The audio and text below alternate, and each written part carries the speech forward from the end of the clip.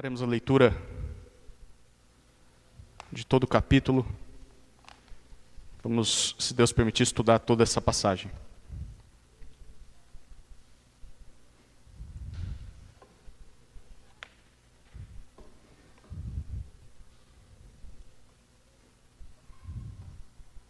Provérbios, capítulo 5. Acompanhe comigo a leitura do texto. Meu filho, dê atenção à minha sabedoria. Incline os ouvidos à minha inteligência, para que você conserve o discernimento e para que os seus lábios guardem o conhecimento. Porque os lábios da mulher imoral destilam mel, e as suas palavras são mais suaves do que o azeite, mas o seu fim é amargo como fel, e cortante como uma espada de 2 gumes. Os seus pés descem à morte, os seus passos conduzem ao inferno. Ela não faz plana a vereda da vida, anda errante nos seus caminhos e não o sabe. E agora, meu filho, escute o que eu digo e não se desvie das palavras da minha boca. Afaste o seu caminho dessa mulher. Não se aproxime da porta da casa dela, para que você não dê a outros a sua honra, nem a sua vida a homens cruéis. Para que os estranhos não se fartem dos seus bens e o fruto do seu trabalho não acabe em casa alheia. No fim de sua vida, você ficará gemendo quando a sua carne e o seu corpo se consumirem. Então você dirá: como foi que eu pude odiar o ensino? E porque o meu coração desprezou a disciplina, não escutei a voz dos que me ensinavam, nem dei ouvidos aos meus mestres. Quase caí em ruína completa no meio da congregação reunida. Beba a água da sua própria cisterna e das correntes do seu poço. Por que você derramaria suas fontes lá fora e os seus ribeiros de água pelas praças? Que sejam para você somente e não para os estranhos que estão com você. Seja bendito o seu manancial e alegre-se com a mulher da sua mocidade, corça amorosa e gazela graciosa, que os seios dela saciem você em todo o tempo. Embriague-se sempre com as suas carícias. Meu filho, por que você andaria cego atrás de uma estranha e abraçaria os seios de outra? Porque os caminhos do homem estão diante dos olhos do Senhor, e Ele considera todas as suas veredas. Quanto ao ímpio, as suas iniquidades o prenderão, e com as cordas do seu pecado será detido. Ele morrerá pela falta de disciplina e pelo excesso de sua loucura, sai cambaleando por aí. Oremos mais uma vez. Querido Deus, estamos diante de um texto afiado, mas importante para as nossas vidas. Abra os olhos do nosso coração para que possamos compreender essa passagem. E principalmente como Gil orou, para que ela se torne prática no nosso dia a dia. Em nome de Jesus. Amém.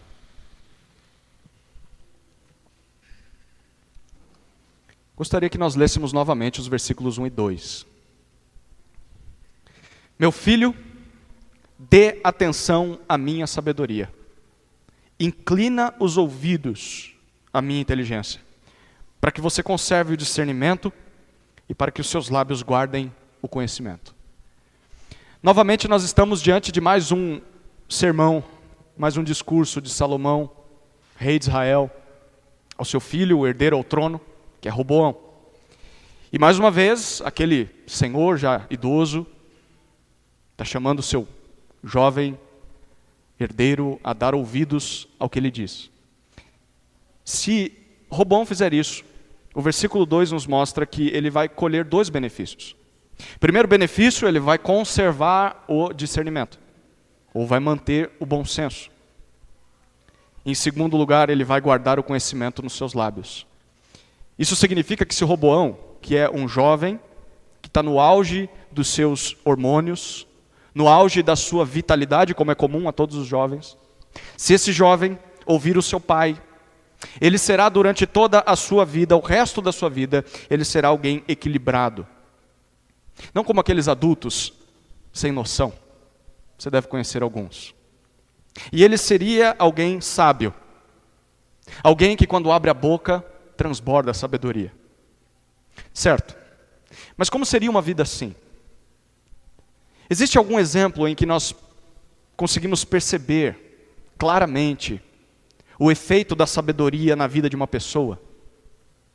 Em outras palavras, como será a nossa vida se nós ouvirmos os conselhos de Salomão? O que acontece com quem ouve a sabedoria? Como nós vamos perceber nessa passagem, hoje nós temos um exemplo disso. Provérbios capítulo 5 mostra que a sabedoria irá afetar a nossa sexualidade. A sabedoria afetará a nossa sexualidade. E conforme esse capítulo, a lição principal da noite é muito simples e você vai lembrar, porque vai ouvir ela várias vezes hoje. Quem ouve a sabedoria, foge da imoralidade e corre para o casamento. Quem ouve a sabedoria, foge da imoralidade e corre para o casamento. Portanto, a mensagem de hoje vai ser dividida em duas partes. 2 resultados de ouvirmos a sabedoria. Primeiro resultado, você vai fugir da imoralidade. Segundo resultado, você vai correr para o casamento. Primeiro resultado de se ouvir a sabedoria, você fugirá da imoralidade.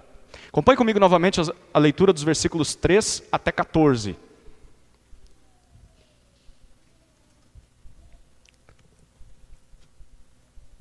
Porque os lábios da mulher imoral destilam mel, e as suas palavras são mais suaves do que o azeite, mas o seu fim é amargo como o fel, e cortante como uma espada de 2 gumes. Os seus pés descem para a morte, os seus passos conduzem ao inferno. Ela não faz plana a vereda da vida, anda errante nos seus caminhos e não sabe.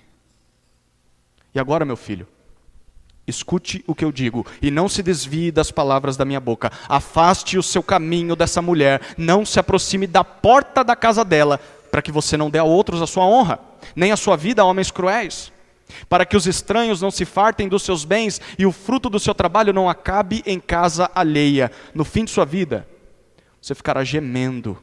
Quando a sua carne e o seu corpo se consumirem, então você dirá: como foi que eu pude odiar o ensino, e porque o meu coração desprezou a disciplina, não escutei a voz dos que me ensinavam, nem dei ouvidos aos meus mestres, quase caí em ruína completa no meio da congregação reunida. Conforme nós já vimos, se esse filho aqui der ouvidos ao que seu pai está dizendo, ele vai guardar a sabedoria consigo e ele vai ter a sabedoria sempre nos seus lábios. E esses 2 benefícios vão protegê-lo de uma pessoa. Vão protegê-lo da mulher imoral, diz o versículo 3. A mulher adúltera. E quem é essa pessoa? Versículos 3 e 4 mostram para nós que ela é alguém que tem palavras doces como mel, palavras suaves como o azeite, palavras deliciosas de se ouvir, agradáveis, mas que depois de ingeridas, depois de consumidas, se tornam amargas. Amargas como fel ou cortantes como uma espada de 2 gumes. É claro que Salomão aqui está se referindo a alguém do sexo feminino, porque provavelmente essa seria a maior tentação do seu filho, que era homem. Mas nós podemos ler esse texto aqui como uma advertência para todos nós, seja você homem, seja você mulher. Se nós ouvirmos a sabedoria, ela vai nos proteger de pessoas imorais. Se nós ouvirmos a sabedoria, ela nos protegerá de pessoas adúlteras e vai nos proteger das palavras enganosas dessas pessoas. E não só nos protegerá das palavras dessas pessoas, mas também das suas práticas. E as práticas dessa pessoa, nós vemos nos versículos 5 e 6. A pessoa imoral não caminha em direção à vida, mas em direção à morte. Apesar de que ela parece oferecer prazer, ela oferece satisfação. Segundo ela, nós podemos ouvir essa frase hoje se ligarmos à televisão, se entrarmos nas redes sociais.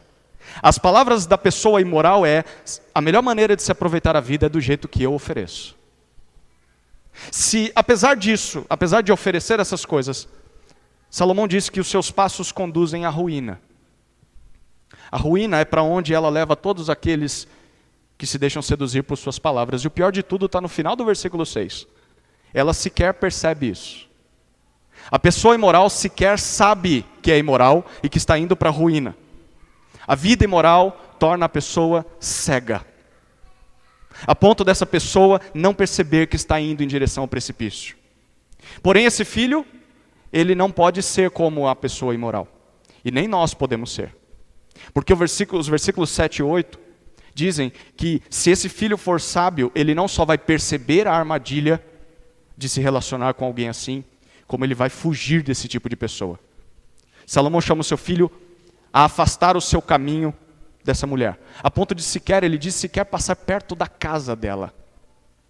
A ideia por trás dessas palavras aqui é mais ou menos assim: meu filho, você já sabe a desgraça que é dar ouvidos e se relacionar com alguém imoral. Então evite ao máximo a companhia dessa pessoa. Se você se sente tentado, filho, a se relacionar com alguém assim, não fique nem perto dessa pessoa. Fuja. Não passe nem pela rua onde essa pessoa mora. Queridos, a maior parte das traições, dos adultérios, ocorre porque as pessoas que caíram em pecado começaram a passar muito tempo juntas. Ou seja, ficaram muito tempo sozinhas no trabalho, ou na escola, ou numa amizade colorida, e aí o pecado veio. Portanto, se você se vê tentado com alguém imoral, em qualquer um desses ambientes, seja num relacionamento, ou se você se sente tentado com apenas uma imagem, um som, um vídeo, então você precisa se afastar disso. Não passe nem perto da casa dessa pessoa.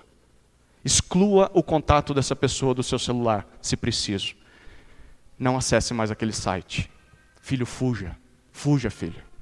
Porque se você não fizer isso, filho, Salomão diz a partir do versículo 9 até o versículo 14, que consequências terríveis vão te atingir. E ele cita algumas dessas consequências. Se você não fugir, a primeira consequência está no versículo 9. Você vai experimentar a desonra. Salomão diz no versículo 9 que a sua reputação vai ser dada a outros.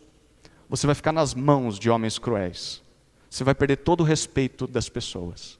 Começando pelo respeito da sua família, do seu cônjuge, dos seus filhos, dos seus netos. Você vai experimentar desonra. Segunda consequência, se você não der ouvidos a Salomão, mas der ouvidos à pessoa imoral. Versículo 10.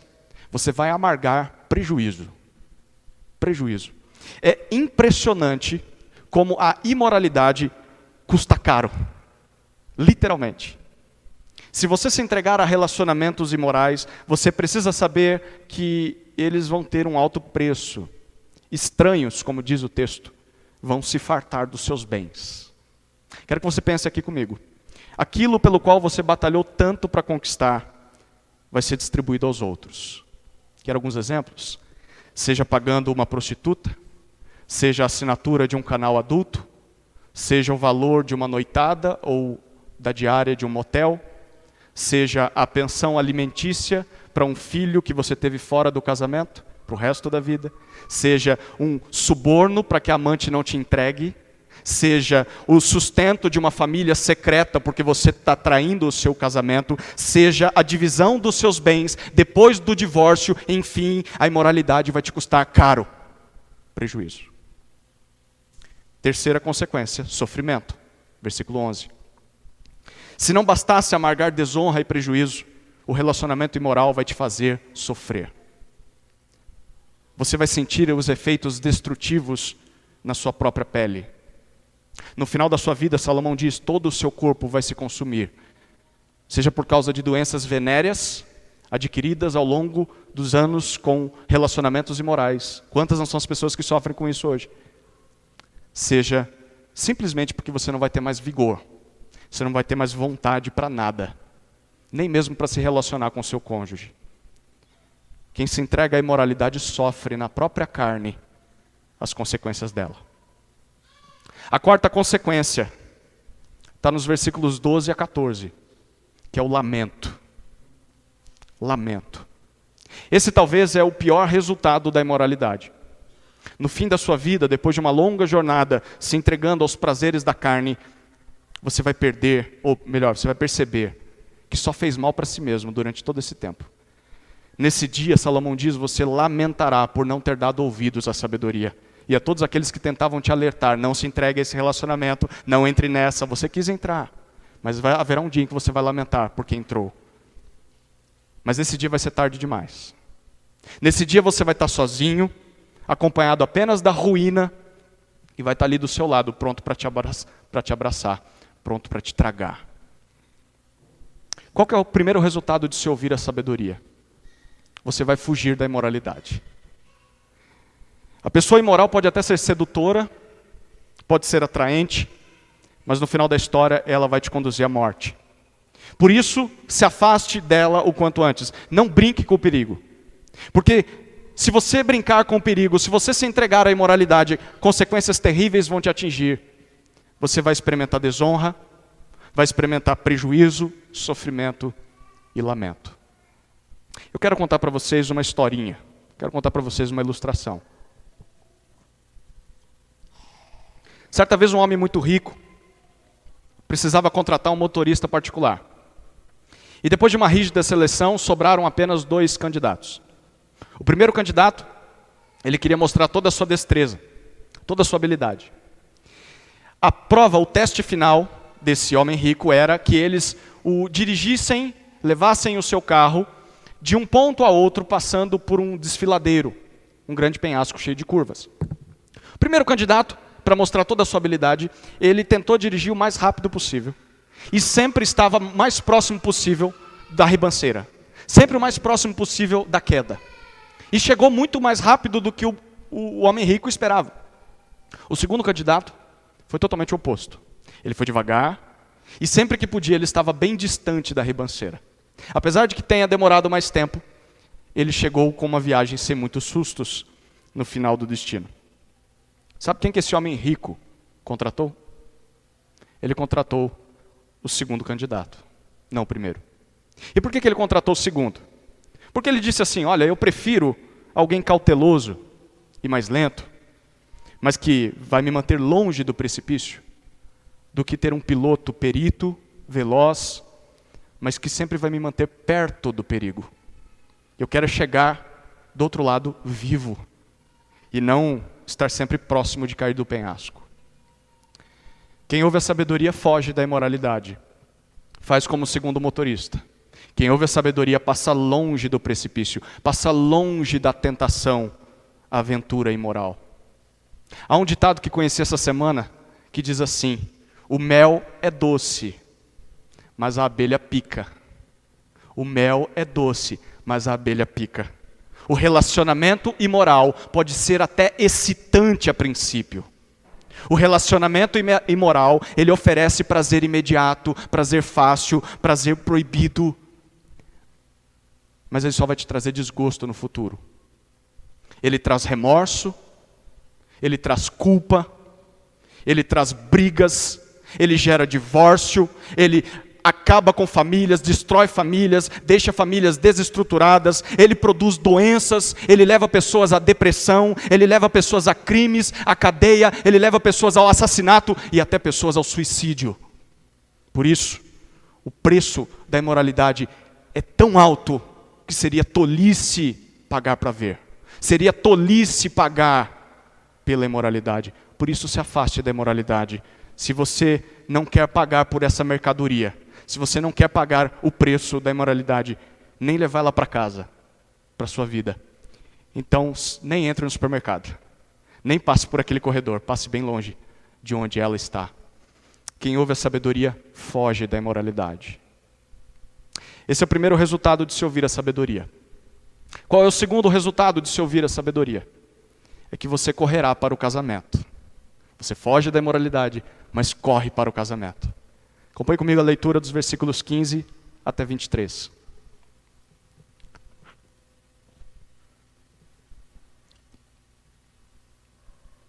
Beba água da sua própria cisterna e das correntes do seu poço. Por que você derramaria as suas fontes lá fora e os seus ribeiros de água pelas praças, que sejam para você somente, não para os estranhos que estão com você? Seja bendito o seu manancial, e alegre-se com a mulher da sua mocidade, corça amorosa e gazela graciosa, que os seios dela saciem você em todo o tempo, embriague-se sempre com as suas carícias. Meu filho, por que você andaria cego atrás de uma estranha, e abraçaria os seios de outra? Porque os caminhos do homem estão diante dos olhos do Senhor, e Ele considera todas as suas veredas. Quanto ao ímpio, as suas iniquidades o prenderão, e com as cordas do seu pecado será detido. Ele morrerá pela falta de disciplina, e pelo excesso de sua loucura sai cambaleando por aí. Ouvir a sabedoria que esse pai está dizendo ao filho vai fazer com que ele leve a sabedoria consigo e que ele tenha ela sempre nos seus lábios. Isso vai protegê-lo de relacionamentos imorais. Mas além disso, a sabedoria também vai oferecer mais um resultado positivo. E no versículo 15 nós lemos: ela vai levar esse filho, é uma expressão diferente, a beber a água da sua própria cisterna, do seu próprio poço. Como assim? O que esse texto quer dizer? O que seria saciar ou matar a sede bebendo do seu próprio reservatório de água? Basicamente, o que Salomão está respondendo aqui é a seguinte pergunta: onde nós podemos encontrar satisfação sexual se nós não vamos nos relacionar com uma pessoa imoral? Onde é que eu posso encontrar se eu não posso me relacionar com alguém assim? Se nós vamos fugir da imoralidade, onde eu encontro saciedade aos desejos que eu tenho? E a resposta está a partir do versículo 16 até o versículo 19. Basicamente a resposta é a seguinte: dentro do casamento. Dentro do casamento. E Salomão diz isso por meio de uma linguagem figurada, mas é bem clara para quem já percebeu do que ele está falando aqui. Então, sei que crianças estão no nosso meio. Por isso Salomão preferiu escrever dessa maneira, porque esse livro era para treinar crianças. Crianças deveriam ouvir Provérbios 5. Ele foi escrito para elas. Ao invés de ficar assistindo influencers do YouTube, ao invés de estar ouvindo o professor na escola sobre esse assunto, com uma cartilha sobre área sexual, o seu filho devia estar ouvindo de você Provérbios capítulo 5. E por isso a linguagem é figurada. Você que é pai, você entende o que ele está falando aqui. E o seu filho um dia vai entender o que ele está falando aqui. Mas ele precisa compreender que a satisfação para desejos que ele um dia terá está no casamento. Para bom entendedor, meia palavra basta. Então observe os detalhes. Versículos 16 e 17. Salomão faz uma pergunta e responde a pergunta dele mesmo. Filho, para que desperdiçar as suas fontes de água lá pela rua com outras pessoas? Que essas fontes sejam utilizadas dentro do seu lar só para você e não sejam distribuídas com estranhos. Quem é casado aqui já entendeu muito bem o que Salomão está dizendo. Salomão está dizendo: não derrame as suas águas em vasilhas alheias. Não compartilhe as suas nascentes com mulheres da rua. Pelo contrário, derrame as suas fontes dentro de casa, no seu casamento. Nos versículos 18 e 19, a linguagem figurada continua, mas ela é finalizada com uma declaração muito clara e bem literal. Basicamente, o que ele diz aqui nos versículos 18 e 19 é: filho, valorize o seu manancial. Valorize a sua fonte de saciedade, aquela que você tem dentro da sua casa. E sabe que fonte é essa, meu filho? É a mulher da sua mocidade. A fonte de saciedade é a sua esposa. Que a sua esposa te sacie, filho, a ponto de você ficar de barriga cheia. A ponto de você ficar sem desejo nenhum para beber água na rua, fora de casa. Que as carícias da sua esposa te embriaguem, a ponto de você não querer desejar qualquer outra mulher. A sabedoria nos ensina a fugir da imoralidade e a buscar saciedade, tanto afetiva quanto sexual, dentro do casamento. O casamento é o ambiente projetado por Deus para que essas necessidades fossem supridas de uma maneira correta e de uma maneira saudável. Como alguns erradamente ensinam O ato conjugal, ele não serve apenas para procriação, para que você tenha mais filhos. No passado se ensinava muito isso na igreja, mas erradamente. Porque de acordo com Provérbios 5 e tantas outras passagens na Bíblia, nós lemos que o ato conjugal foi oferecido por Deus para que o homem e mulher pudessem experimentar prazer e saciedade nessa área. Quando um casal temente a Deus desfruta desse relacionamento de intimidade, de forma como a Bíblia orienta, os dois vão se embriagar, como Salomão disse. A palavra aqui é vão se intoxicar um com o outro. E não só vão se embriagar de prazer, mas eles vão poder, ao término da relação, dar glórias a Deus. Dar graças a Deus por poder experimentar algo tão prazeroso sem precisar pecar para conseguir algo assim. Não é maravilhoso isso? Poder experimentar de algo prazeroso e depois dizer, Deus, obrigado, porque o Senhor me deu o caminho para isso. Eu não precisei pecar. Vou contar uma segunda história. Imagine que você tenha crianças em casa, talvez é a realidade da maioria aqui. Mas você quer criar um peixinho no aquário. Só que o problema é que quando você sai para trabalhar, as crianças vão lá e jogam um pedaço de doce na água. Salgadinho. E isso faz mal para o peixe, né? Qual que é a solução?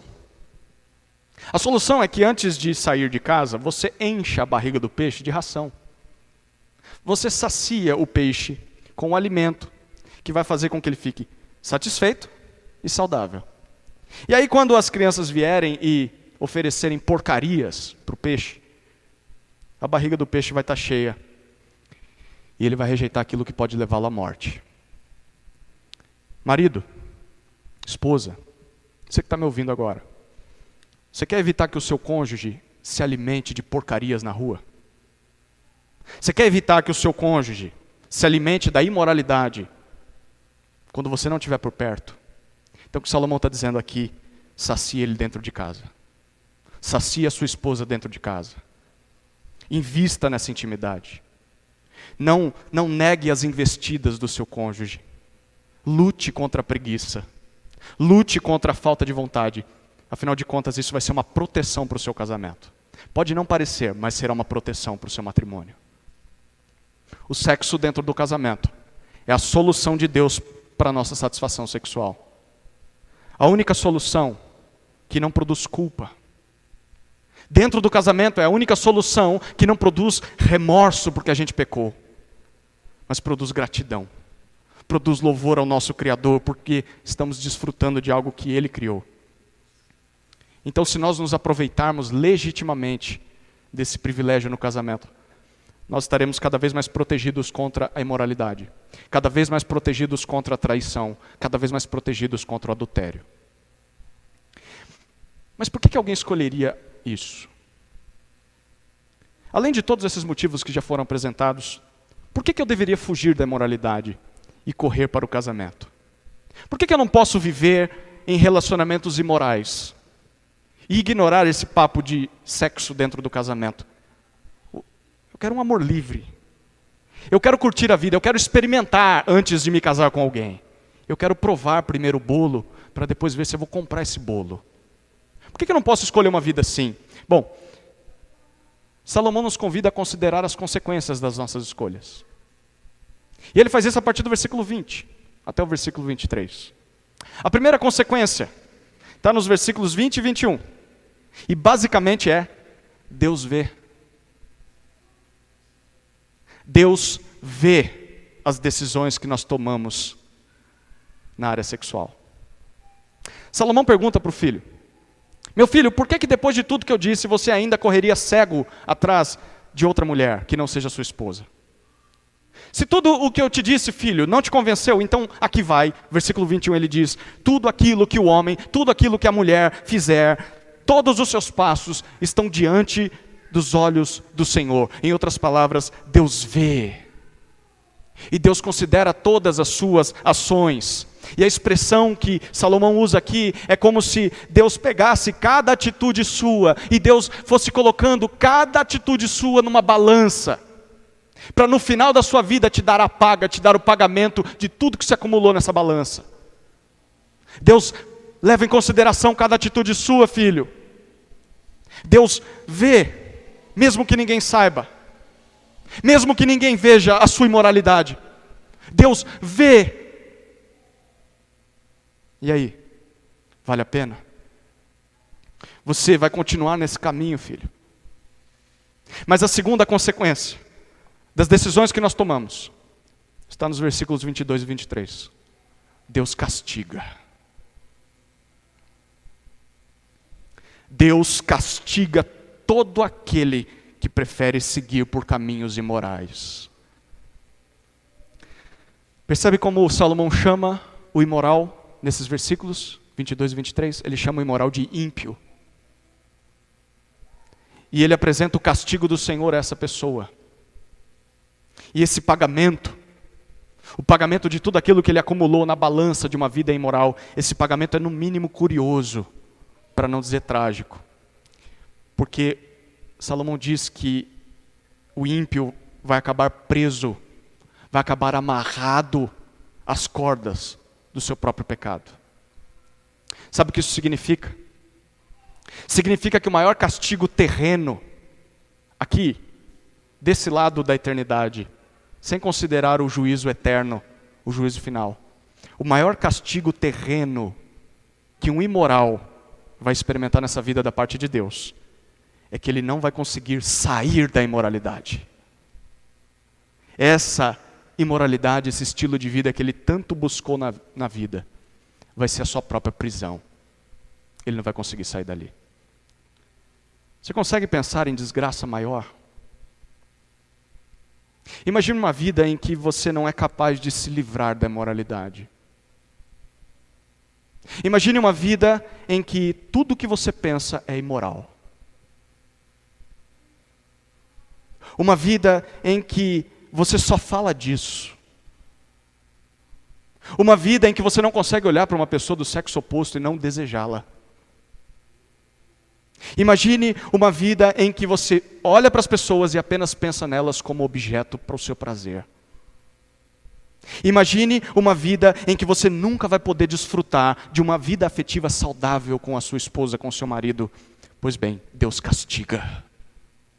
Deus castiga o imoral. É isso que Salomão está dizendo. E no final da sua vida sem controle, ele diz isso no versículo 23. No final da sua vida sem disciplina, uma vida sem domínio próprio, você vai experimentar a morte. A sua estrada vai direto para a sepultura e você vai cambaleando até lá, tropeçando até ser sepultado. Qual que é o segundo resultado de se ouvir a sabedoria? Você vai correr para o casamento. Só nesse relacionamento criado por Deus, você vai encontrar uma saída. Vai encontrar um escape legítimo para satisfazer os seus desejos sexuais. E você não só deve desfrutar desse relacionamento, mas você deve se embriagar desse relacionamento. Caso contrário, você vai ter que amargar as tristes consequências da sua imoralidade. Deus que a vê, mesmo que ninguém saiba, Deus vai te castigar. Quem ouve a sabedoria corre para o casamento. Diferente do que o mundo diz, a felicidade sexual não está na imoralidade. A felicidade está no casamento. Seu marido ou sua esposa não é só um gerador de filhos ou uma geradora de filhas, de filhos, filhas. O seu marido ou sua esposa é um doador de prazer para você. Uma doadora de prazer. E se você é marido ou esposa, você é um doador, uma doadora de prazer para o seu cônjuge.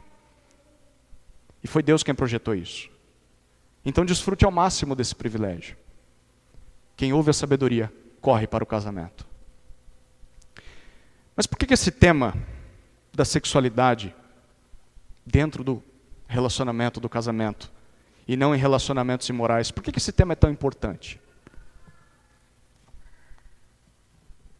Gostaria que você pensasse um pouquinho comigo. Por que Salomão escolheu gastar tantas palavras para alertar o seu filho sobre isso? Ele vai gastar tantas outras em outros capítulos. Por que eu e você deveríamos levar esse assunto tão a sério? Quero dizer para você que nós deveríamos levar isso a sério por causa daquilo que o próprio Deus diz na Bíblia sobre esse tema. Logo em Gênesis 1 e 2, nós vemos que Deus ordenou ao primeiro casal que tivessem muitos filhos. Lembra disso? Multipliquem-se. E como é que eles iriam se multiplicar? Tendo relações, fazendo aquilo que papai e mamãe faz. Isso significa que Deus instituiu o casamento. E Deus colocou o sexo como parte fundamental dessa união. É por isso que nós lemos em Gênesis 2:25, que homem e mulher estavam nus e não se envergonhavam. Por que eles não se envergonhavam? Era um casal sem vergonha no bom sentido. Porque Deus os fez assim, um para o outro. Não tinha do que se envergonhar. Era plano de Deus que eles se relacionassem. Mas houve algo que trouxe vergonha ao sexo. E o que trouxe vergonha ao sexo foi a queda ao pecado. Em Gênesis 3 nós vemos isso. E eu queria que você lembrasse, de cabeça mesmo. Você lembra como é que tudo começou? Tudo começou quando a mulher deu ouvidos àquela voz doce e suave, mas venenosa da serpente. A serpente foi a primeira imoral da história. Ao fazer isso, Eva comeu do fruto que Deus tinha dito para não comer, e ela deu ao seu marido, Adão, que também comeu. E aqui nós precisamos perceber, o convite imoral é a armadilha mais antiga de Satanás, para nos fazer pecar contra Deus. E esse foi o início de todos os nossos problemas. A partir de então, aquele primeiro casal passou a ter vergonha um do outro. Eles tentaram cobrir a sua nudez, a sua própria maneira, e o pior, eles se esconderam de Deus porque eles tiveram medo de Deus. E desde essa época isso se tornou um padrão a todos os seus filhos, todos os seus descendentes. Todos os descendentes de Adão e Eva tiveram problemas nessa área, seja no casamento, seja na imoralidade. Você vai lembrar disso. Eu vou citar alguns aqui, desde o próprio Adão e Eva. Passando por Noé, Noé lidou com isso. Abraão teve que lidar com isso, com problemas nessa área. Isaac lidou com isso, Jacó lidou com isso, Moisés teve que lidar com problemas nessa área. E chegando até o rei Davi. O pecado com Batseba, o início da ruína de Davi, e depois Salomão, não preciso nem falar de Salomão, você conhece o fim da história de Salomão. Todos os descendentes de Adão e Eva sofreram nessa área. E todos os outros reis que vieram, todos os homens, todas as mulheres da história. E na verdade, por meio do profeta Oséias, Deus diz que o pecado nessa área, na nossa vida, na nossa família, o pecado nessa área nada mais é do que uma ilustração daquilo que a própria humanidade tem feito para com Deus desde o Jardim do Éden. Desde a desobediência dos nossos primeiros pais, toda a humanidade se tornou imoral. Toda a humanidade se tornou adúltera no seu relacionamento com o Senhor. Quantas não são as vezes em que nós trocamos Deus por amantes? Nós trocamos Deus por falsos deuses. Trocamos Deus por ídolos que só podem produzir morte. E aí nós buscamos nesses ídolos satisfação que só Deus pode dar. Então no final das contas, para valer mesmo, no texto de Provérbios 5, eu e você não somos o filho jovem, o filho que deve evitar a pessoa imoral.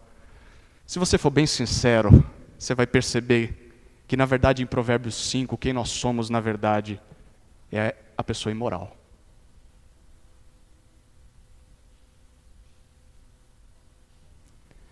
Nós é que além de flertarmos com a imoralidade todos os dias, além de não valorizarmos o casamento tanto quanto deveríamos, nós é que trocamos o único Deus verdadeiro por ídolos falsos, por deuses falsos. Nós é que somos as más companhias de Provérbios 5. Mas quem é então o filho jovem de Provérbios 5? Quem é aquele único capaz de fugir da imoralidade a sua vida toda? Quem é aquele único capaz de correr para o casamento, coisa que nem o próprio Salomão conseguiu fazer? Certamente não foi Roboão. Porque quando nós olhamos para a história de Roboão, ele falha nesse texto. Certamente não são os descendentes de Roboão. E isso perdurou por quase 1000 anos. Até que surgiu um homem da linhagem de Davi, da linhagem de Salomão. Alguém especial. Alguém chamado Jesus. por toda a sua vida, Jesus conseguiu fugir da imoralidade, por toda a sua vida. Mesmo quando ele foi tentado pelo próprio Satanás, pela própria serpente num deserto, como Adão e Eva foram tentados lá no jardim, mesmo naquela ocasião em que a serpente com as suas palavras sedutoras tentou levá-lo à queda, ele não deu ouvidos àquela sedução, mas ele foi obediente a Deus. Não só isso, mas o Novo Testamento nos diz que ele não só evitou a imoralidade, como correu para o casamento. Na verdade, foi para isso que ele veio ao mundo. Ele veio para se casar. Mas não para se casar com uma mulher apenas. Ele veio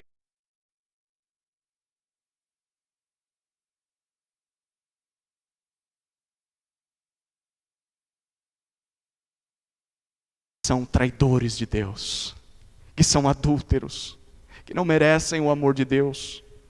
E a todos os que se arrependem da sua imoralidade, a todos que vêm até Jesus com fé, Jesus oferece perdão.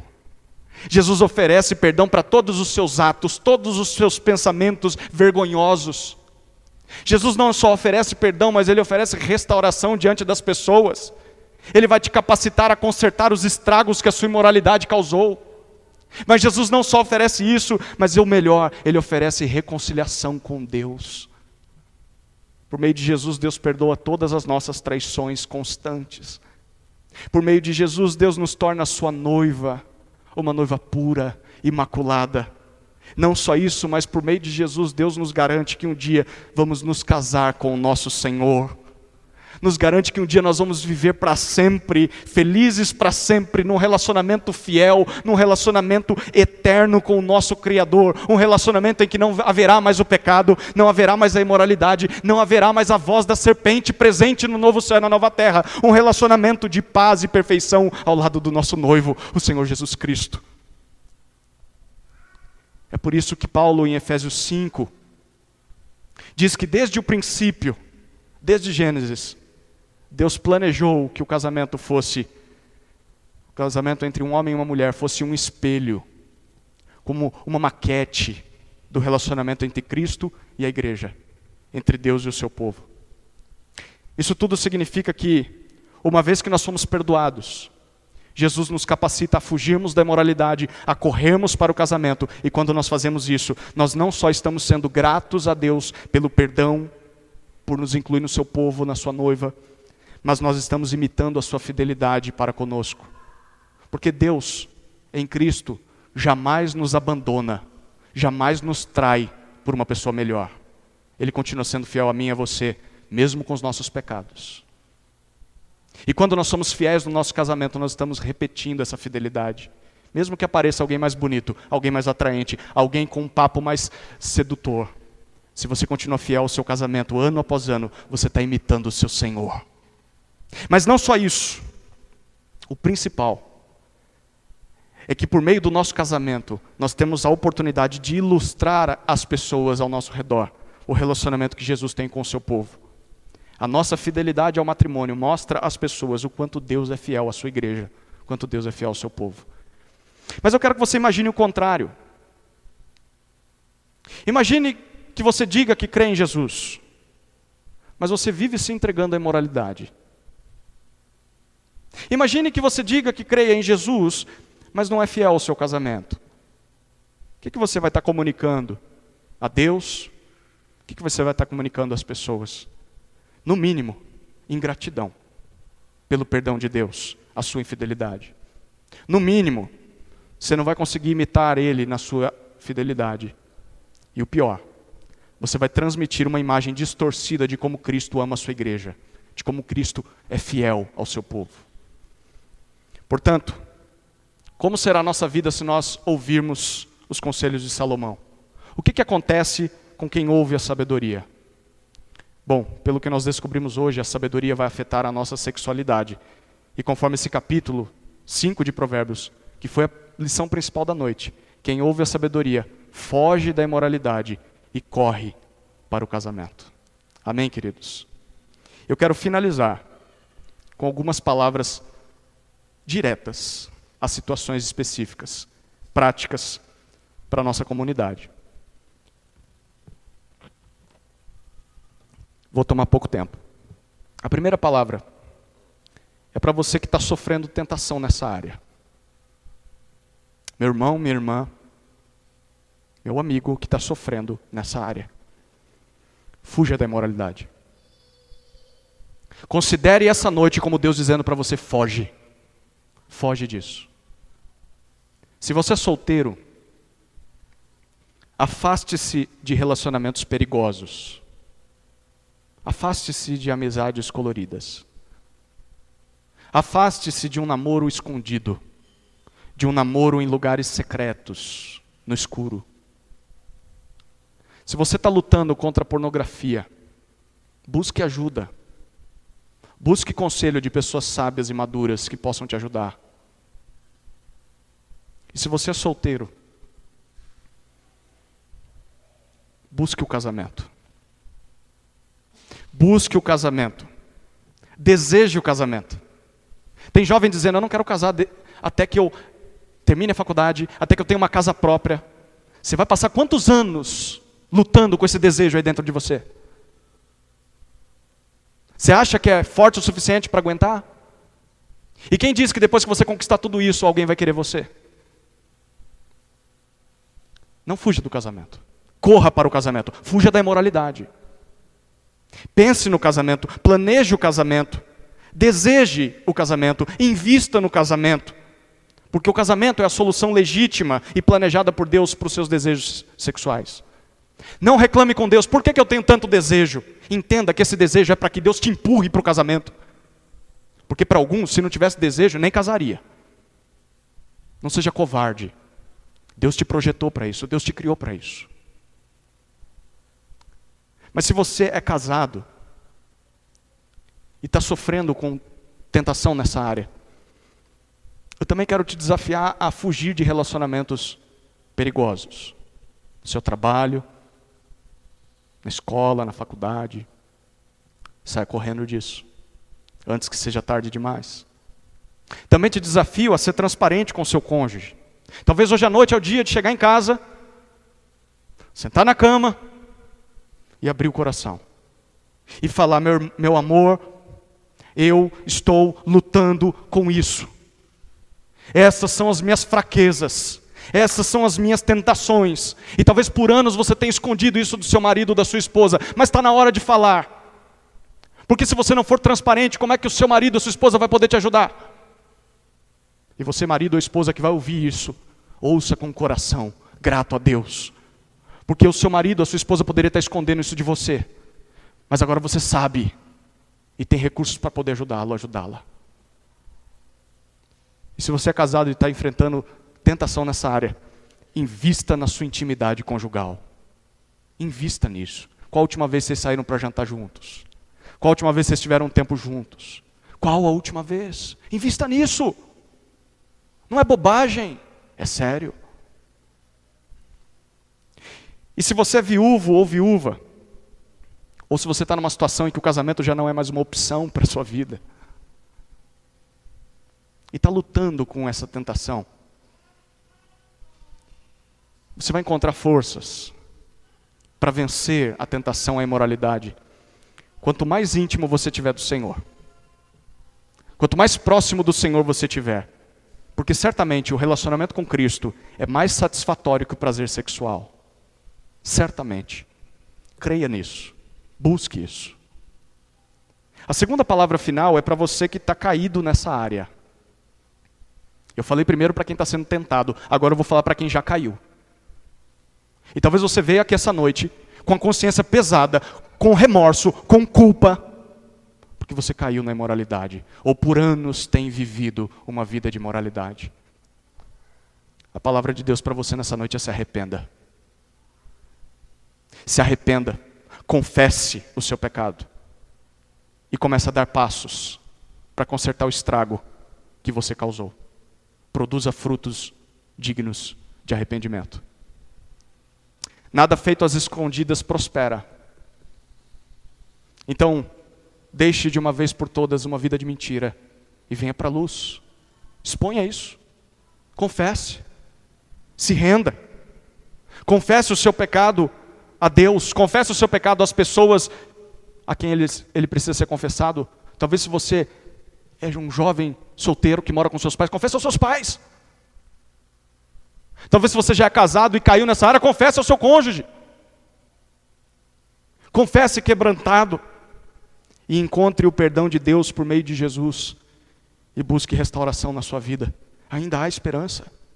Pode ser que muitas das consequências da sua imoralidade sejam irreversíveis, coisas que não dê para voltar atrás.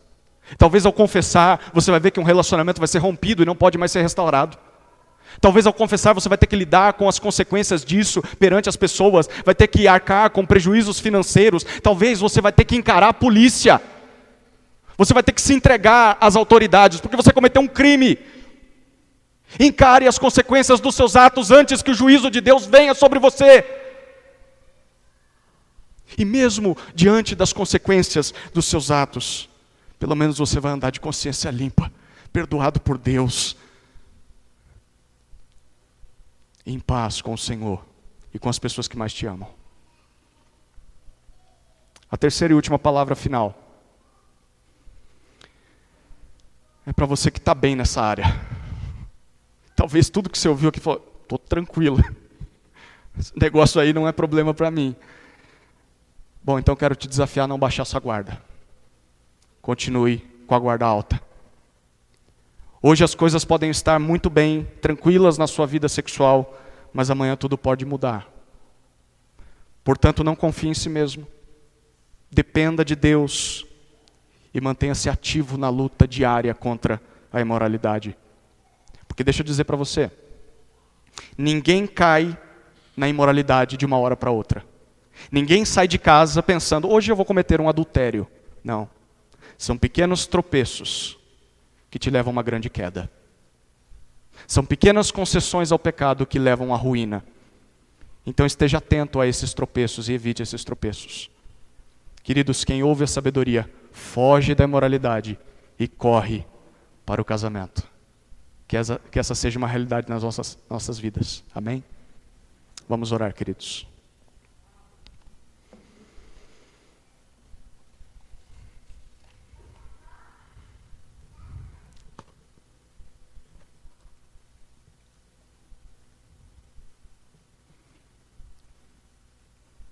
Querido Deus, te damos graças pela tua palavra que fala sobre todas as áreas da vida.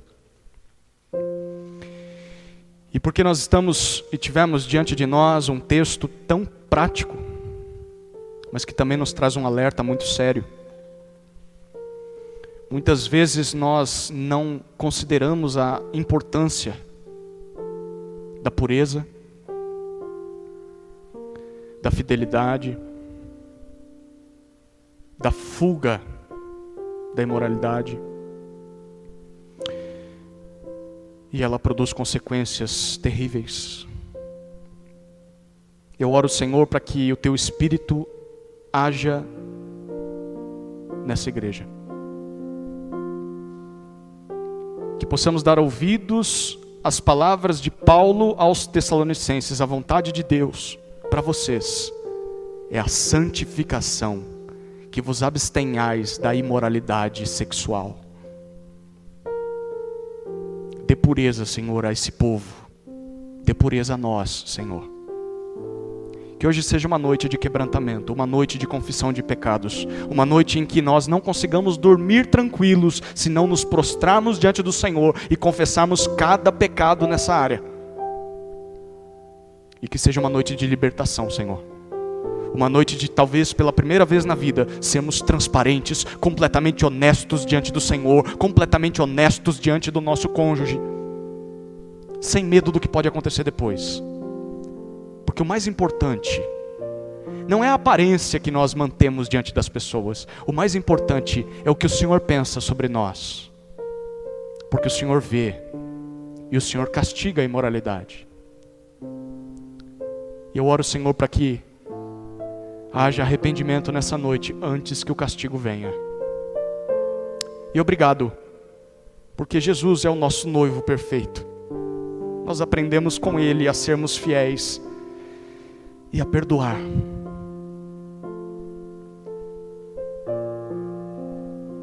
Senhor, nós aprendemos contigo a perdoar o infiel, a perdoar o adúltero, porque o Senhor nos perdoa. Então eu peço em especial por aquele cônjuge, aquele pai que vai ouvir essa confissão, que não tem um coração de juízo, de castigo, mas tem um coração aberto para ouvir e para perdoar, Senhor. Nos inunda com a tua graça, Pai, pelo poder do teu Espírito, em nome de Jesus, amém. Nós estamos encerrados em nosso culto. Que Deus nos abençoe. Amém?